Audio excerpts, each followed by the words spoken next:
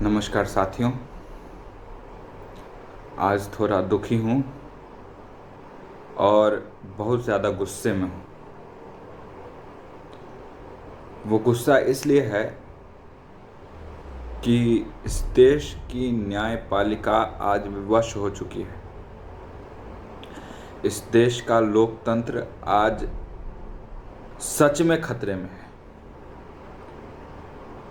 इस देश की बेटियां आज सच में खतरे में हैं और इस देश की बेटियां आज सच में घरों से बाहर नहीं निकल सकती है, क्योंकि हर जगह कुछ दरिंदे बैठे हैं, कुछ राक्षस बैठे हैं। मेरी इन बातों से आप समझ गए होंगे आज किस विषय पर आया हूँ और किस विषय पर बात करना चाहता हूँ। दोस्तों, आज बहन शाश्वती के लिए, शाश्वती जना, उसके लिए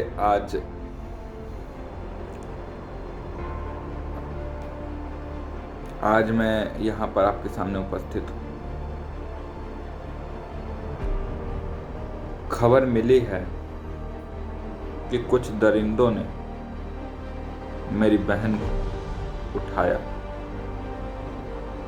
और पूरी रात उसके साथ अन्याय करते रहे। कौन है ये लोग और इन लोगों को सजा सुनाने में इतनी देर क्यों लगती है? और आज किसी भी राजनीतिक दल का मुंह क्यों नहीं खुल रहा?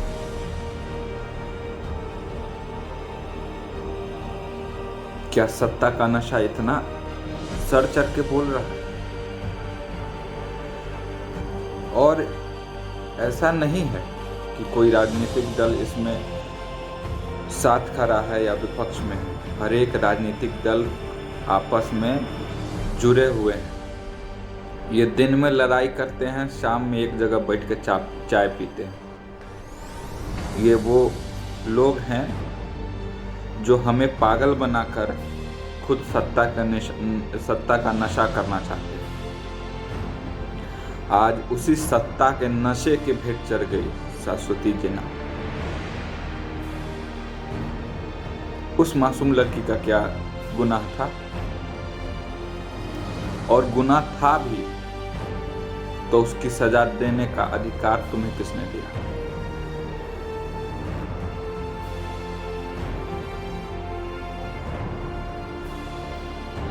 एक 20 साल की लड़की, किसी की बहन, किसी की बेटी,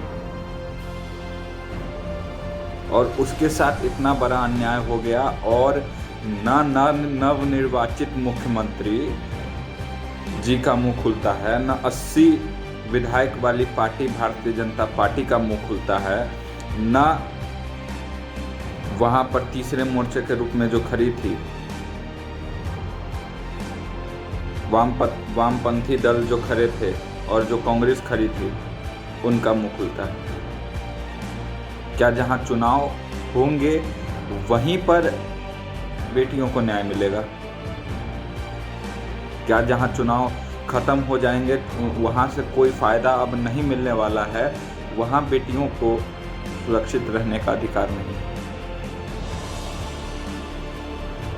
आज इस बात पर चर्चा करने की आवश्यकता है, क्योंकि प्रियंका रेड्डी के समय भी यही हुआ था, निकिता तोमर के समय भी यही हुआ था। हर एक साथ इस देश की न्यायपालिका पर सवाल इसलिए भी उठना चाहिए कि उन पापी दरिंदे निर्भया के जो हत्यारे थे उनको 7 साल बाद सजा मिलती और उसके लिए उन हत्यारों के पक्ष में केस लड़ने के लिए कोई वकील तैयार भी हो जाता है।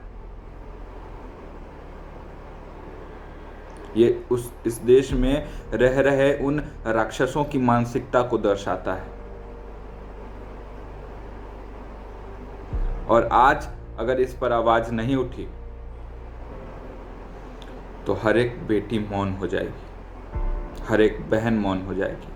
और मैं अब इस पर चुप रहने वाला नहीं हूँ, ना ही मेरा संगठन चुप रहने वाला है। अखंड भारत निर्माण सेना अपनी सभी कार्यकर्ताओं को सक्रिय कर रही है, और अगर सरस्वती जैना को 15 दिन के अंदर न्याय नहीं मिलता है तो हम बड़ा कदम उठाने पर मजबूर होंगे, और उसकी जिम्मेदारी प्रशासन और सरकार की होगी।